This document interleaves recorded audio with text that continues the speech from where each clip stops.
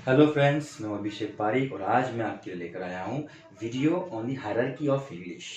कोई भी एक लैंग्वेज हो, उसकी एक हायरार्की होती है, एक लेवल्स होते हैं टॉप टू बॉटम, कि कैसे वो लैंग्वेज फॉर्म होती है। और आज हम देखने वाले हैं इंग्लिश लैंग्वेज कैसे फॉर्म हुए। देखिए फ्रेंड्स, मैं इसको एक इंग्लिश इस एक टॉपिक दे देता हूँ। कोई भी एक लैंग्वेज हो, लैंग्वेज लैंग्वेज क्या होती है? What is the language? जैसे कि इंग्लिश एक लैंग्वेज है। क्या है इंग्लिश? कहाँ से आई है? देखिए, ये जो टॉपिक है इंग्लिश कहाँ से आई है, ये बहुत बड़ा टॉपिक है। इसका ओरिजिन कहाँ से है? इसका ओरिजिन इंग्लैंड से है। एक्चुअल में ये इंग्लैंड की खुद की लैंग्वेज नहीं है, इन्होंने भी बाहर से ली हुई लैंग्वेज है, कि जहाँ से वो लोग आए थे, जर्मन लोग आए थे, वेस्ट जर्मन। तो वो अपने साथ में इंग्लिश लैंग्वेज लेकर आए थे। वेस्ट जर्मनी में इसके रूट है। तो ऐसे बहुत सी लैंग्वेजेस है जहाँ से इंग्लिश फॉर्म हुई है।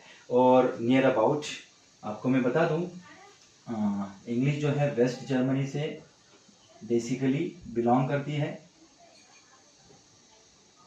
वेस्ट जर्मन, और ये जो वेस्ट जर्मन है, इसके अलावा इंग्लिश में लैटिन का बहुत बड़ा योगदान है। आप सभी को पता है कि कोई भी वर्ड होता है, जैसे कि ई डॉट जी, फिर आई डॉट ई, ये सब लैटिन वर्ड्स है। ग्रीक की लोगों के जो लैंग्वेज होती थी, लैटिन, जो रोमन यूज करते थे, वो लैटिन लैंग्वेज से ये सब वर्ड्स इन्होंने लिए हैं। नियर अबाउट 60%, 60 से 80%, ऐसे कहा जाता है कि 60 से 80% जो इंग्लिश के वर्ड्स है वो लैटिन से है। लेकिन इनसे भी पहले ये वेस्ट जर्मन, और इससे पहले इंग्लैंड, जो आज इंग्लैंड है, यूके है, तो इसको इंग्ला लैंड कहा जाता था ओल्ड इंग्लिश में। अच्छा, ये ओल्ड इंग्लिश क्या है, न्यू इंग्लिश क्या है, मेडिवल इंग्लिश क्या है, इसके लिए अलग से डिफरेंट मैंने वीडियो बनाया हुआ है। और आज हम बस देखने वाले हैं कि लैंग्वेज, जो इंग्लिश लैंग्वेज है,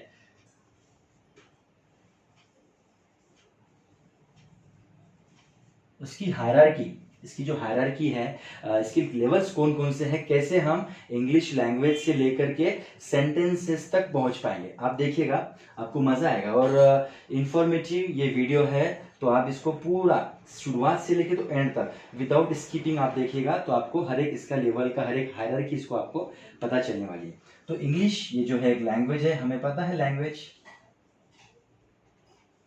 ठीक है। ये जो इंग्लिश है, इसे बहुत से लोग सब्जेक्ट बोलते हैं। सब्जेक्ट है, लेकिन ये इंग्लिश लैंग्वेज का सब्जेक्ट है। जैसे कि मैथमेटिक्स होता है, साइंस होता है, वो टेक्निकल सब्जेक्ट्स है, वो थ्योरेटिकल सब्जेक्ट्स है, उसमें प्रैक्टिसेस की जाती है। मैथमेटिक्स में कैलकुलेशंस होते हैं। वैसे इंग्लिश क्या है? लैंग्वेज है। लैंग्वेज क्या होती है, क्यों होती है लैंग्वेज? लैंग्वेज हम एक दूसरे के जो थॉट्स है, जो मैसेज है, वो आदान प्रदान, वो एक्सचेंज करने के लिए हम लैंग्वेज बनाते हैं। लैंग्वेज के बहुत सारे फॉर्म्स हैं। रिटन फॉर्म्स को हम लैंग्वेज कहते हैं, जो बोली जाती है उसको स्पीच साउंड्स बोलते हैं, स्पीचेस, ठीक है, इसको बोलते हैं लैंग्वेज। तो देखिएगा दोस्त, कि लैंग्वेज के बाद जो लैंग्वेज में होता है वो होते हैं साउंड्स, राइट। आप आपकी आइडियाज को एक्सचेंज करने के लिए आप क्या करते हो? एक साउंड देते हो। वही साउंड, वही मैसेजेस जो स्पीचेस से निकलता है, उसी का जो रिटर्न फॉर्म है उसको हम कहेंगे लेटर्स। क्या है लेटर्स? Letters means alphabet. देखिए यहाँ पर अल्फाबेट कहेंगे, अल्फाबेट्स की मैंने प्रीवियस वीडियोस में बताया है आपको।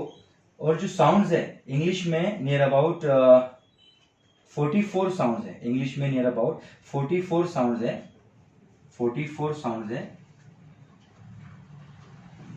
इसमें से 24 और 20 कॉन्सोनेंटल और वावोलेटिक,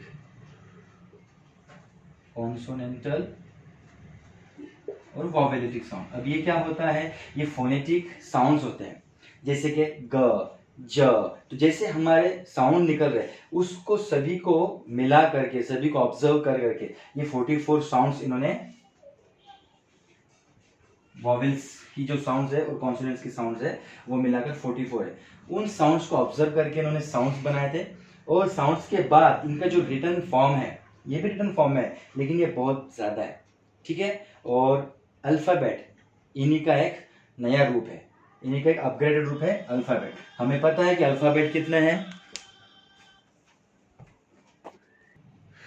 हमें पता है कि अल्फाबेट 26 है, 26 अल्फाबेट।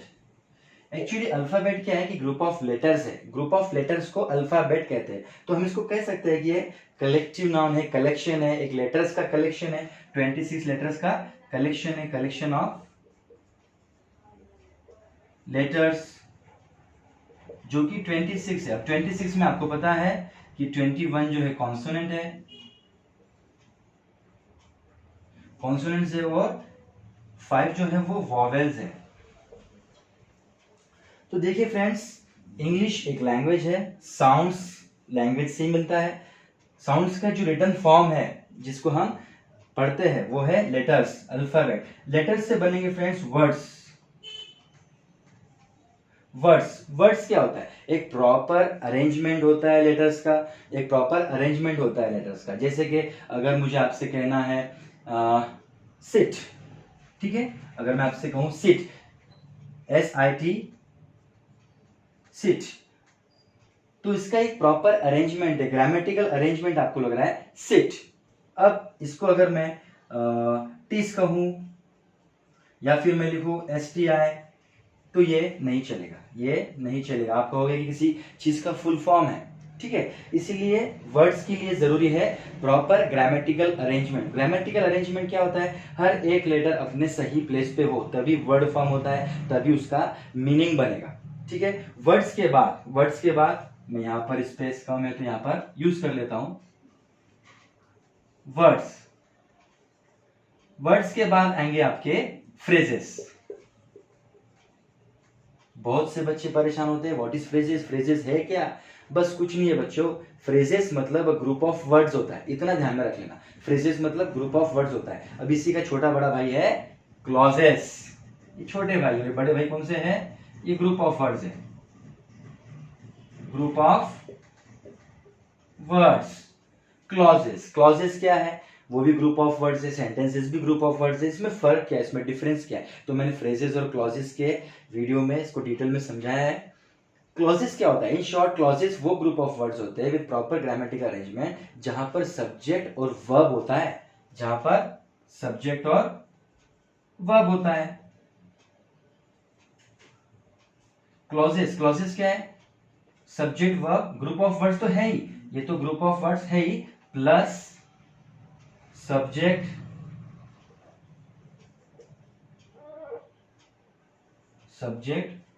और वर्ब होगा यहां पर, सब्जेक्ट वर्ब होगा यहां पर। अब लास्ट जो है वो बचता है क्या? सेंटेंसेस। लास्ट बचता है क्या? सेंटेंसेस। सेंटेंसेस क्या होते हैं? सेंटेंसेस क्या होते हैं? ये भी ग्रुप ऑफ वर्ड्स होते हैं, ये भी प्रॉपर ग्रामेटिकल अरेंजमेंट होता है, लेकिन ये कंप्लीट फॉर्म में होते हैं। सॉरी, ये कंप्लीट फॉर्म में होते हैं। ये लास्ट स्टेज है हमारे इंग्लिश लैंग्वेज की, सेंटेंसेस। जब आप कई सारे वर्ड्स को मिलाकर किसी के सामने प्रेजेंट करते हो, किसी को बोलते हो, तब उसको आपका जो बोलने का मतलब है, जो आपके आइडियाज है, थॉट्स है, मैसेजेस है, वो उनको समझ में आते हैं। अगर मुझे कहना है कि I want to drink water, अगर मुझे कहना है I want to drink water, मुझे पानी पीना है, मुझे प्यास लगी है, ठीक है, तो ऐसे बोलने से नहीं चलेगा ड्रिंक वाटर आई वॉन्ट। आपको समझ में आएगा, लेकिन अगर बड़ा सेंटेंस हो तो नहीं समझ में आएगा। इसलिए आपको प्रॉपर ग्रामेटिकल अरेंजमेंट चाहिए, चाहे वो वर्ड्स हो, चाहे वो सेंटेंसेस हो, चाहे वो क्लॉजेस हो। देखिए क्लॉजेस भी जो है तो वो सेंटेंसेस के ही एक सब टाइप है, ठीक है। क्लॉजेस और फ्रेजेस वो वर्ड्स में नहीं आते, वर्ड्स के बाद में आते, वर्ड्स के बाद में आते। तो ये थी बच्चों एक हायरार्की इंग्लिश लैंग्वेज की। इंग्लिश लैंग्वेज जो है वेस्ट जर्मन, इसको कहा जाता था एंग्लो सैक्सो इंग्लैंड, पहले एंग्लो सैक्सो इंग्लैंड। और इसका वर्बल अगर आप मीनिंग देखोगे, अगर इंग्लिश का मैं आपको वर्बल मीनिंग बताऊं, तो इंग्लिश को आप इंग्लिश, अगर इसको आप ब्रेक करोगे, तोड़ोगे वर्बली, तो इसका मतलब क्या होता है वर्ड इंग्लिश में? एन मतलब डालना, कुछ डालना। तो आप क्या करोगे? एन, देखिए मैं आपको थोड़ा सा अच्छे से इसको मैं प्रेजेंट कर देता हूं। इन का मतलब क्या है? To put, to put. और ग्लिश मतलब क्या होता है फ्रेंड्स? ग्लिश मतलब होता है ठंडा, ठंडा करना, cool, too cool, too cool. तो ये उनका उद्देश्य था इंग्लिश को ये नाम देने का। और ये जो है पूरा इन्फॉर्मेशन आपके लिए मैं एक शॉर्ट वीडियो में मैंने ट्राई किया है, कोशिश की आपको कि इससे ज़्यादा से ज़्यादा आपको नॉलेज मिले। थोड़ा सा मुझे रिसर्च भी करना पड़ा। ठीक है friends, god bless you, good bye, best of luck.